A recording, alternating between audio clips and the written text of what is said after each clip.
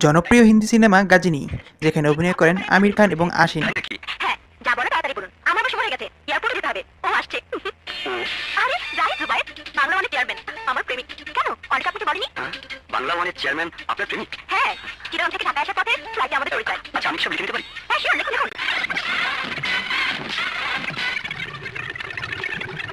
এবার কি সবকিছু লিখে দিন।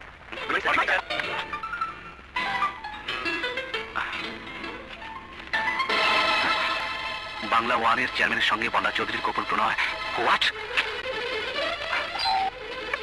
Sir, what is this? কে এই বন্যা? ছবি দেখি স্যার, কিন্তু তাকে চিনি না, জানি না।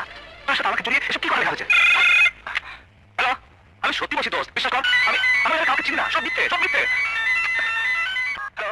হিন্দি ও তামিল দুটি সিনেমায় বলিউড ও দক্ষিণী নায়িকা আশিন অভিনয় করেছেন। অপরদিকে বাংলা সিনেমাটিতেও জনপ্রিয় অভিনেত্রী পূর্ণিমা অসাধারণ অভিনয় করেছেন। কম বেশি আমরা সবাই জানি যে এটি একটি তামিল ছবির রিমেক।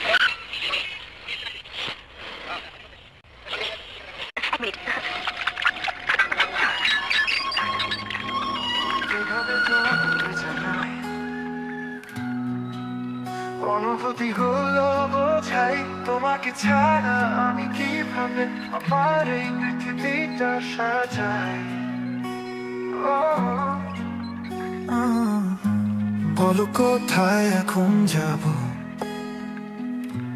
কখনো কি তুমি ভাবো তোমাকে ছাড়া জীবনে কোনো দিশা কি আমি খুঁজে পাবো? তবে বলিউডে আমির খানের আগেই বাংলাদেশে প্রয়াত চিত্রনায়ক মান্না এবং পূর্ণিমা অভিনয় করেন এই ছবিটির রিমেক ধোকা নামের একটি সিনেমায়।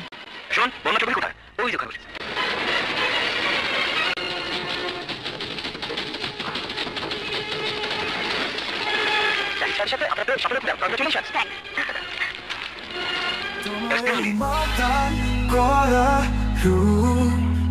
আমাকে পাগল করে তোলে, তোমাকে পাবার আশা আমার।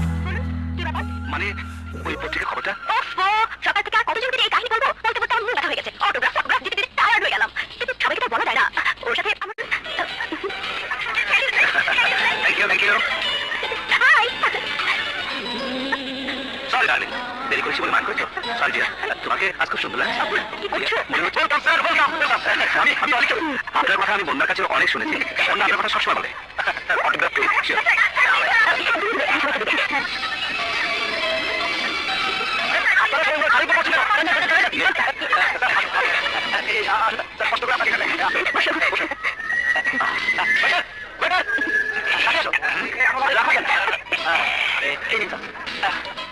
আমাকে এটা চেঞ্জ করে একটা ঠান্ডা কোক দাও।